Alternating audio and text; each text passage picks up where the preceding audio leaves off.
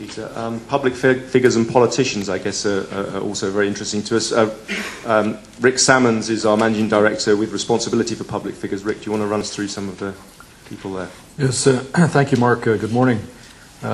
Governments and other non-business stakeholders also increasingly grasp the shifting dynamics of influence and momentum for change in the world, and increasingly, I think, understand the utility of engaging in a public-private, multi-stakeholder, and very interdisciplinary platform like the World Economic Forum.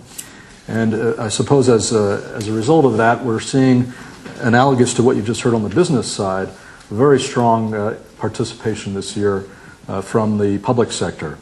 There will be over 200 top public figures in Davos, 24 heads of government, not simply the two key G8 leaders that my colleague Jed Davis just mentioned, who will open and close the meeting, but a range of very important leaders from essentially every region of the world. And just to give you a few examples, from the Middle East, Mahmoud Abbas, and also the Prime Minister of Lebanon, as well as the King of Jordan. And these are just examples. We can provide greater detail afterwards if you wish. In terms of the Far East, Prime Minister of Vietnam, also the President of the Philippines will be joining us. You've got in the Western Hemisphere, the newly inaugurated President of Mexico will be joining us, as will be President Lula of Brazil. From Africa, President Kikwete of Tanzania, as well as President Sirleaf Johnson of Liberia. There is quite an impressive gathering of top leadership in Davos, but I think it's also important to emphasize maybe the most significant element of public sector engagement in this meeting is at the ministerial level. There will be 85 ministers engaging in the discussions, public and private, in Davos this year. We have focused in particular on the G20 countries. These are 20 country grouping that was formed in the aftermath of the Asian financial crisis to assemble essentially the 20 countries that have the greatest significance for the world financial system. These countries represent the lion's share of growth, economic activity, and just essentially weight and expansion of trade in the world in the last 2 decades. About a third of our ministerial presence in Davos will be coming from these 20 countries that account for about 2/3 of economic activity in the world. On average, they are sending 2 of their top 3 or 4 portfolios to this meeting. When I say top portfolios, I'm referring here to finance ministers, foreign ministers, trade ministers, and the Prime Minister's office.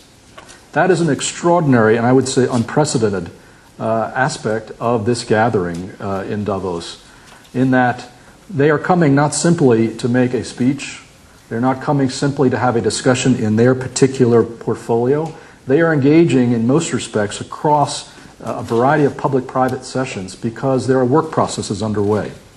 We have a range of private meetings that the private sector membership of this organization organize, in which the public sector has a very deep and abiding interest. In addition to that, there are a range of public-private partnership initiatives on a range of subjects in which a wide range of governments and international organizations do engage.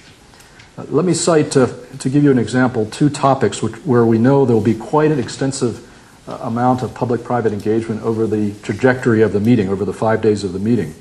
The first is climate change, as my colleagues have mentioned. I think the year 2006 saw a qualitative change in the level of public consciousness about this issue and the focus of governments on the horizon, basically what is going to succeed the initial commitment period of the Kyoto Accord when it expires in 2012. There will be about 15 sessions, public and private, on climate change across the 5 days of this meeting. And some of them are very specific work processes in that the forum has been asked to structure business community input into some preliminary discussions by 20 governments on what, in fact, will be possible to transform energy systems to enable a more effective climate response after this first Kyoto period expires. The second that I'll highlight is trade. As you may be aware, there has been a quickening pace of discussions among WTO negotiators in recent weeks. And indeed, a number of heads of government have been personally engaging behind the scenes to encourage progress. In Davos, there will be a range of public and private sessions in which there will be quite specific and timely understandings and exchanges among ministers and with the business community and with top political leaders above the trade minister portfolio, which presents an additional opportunity for progress.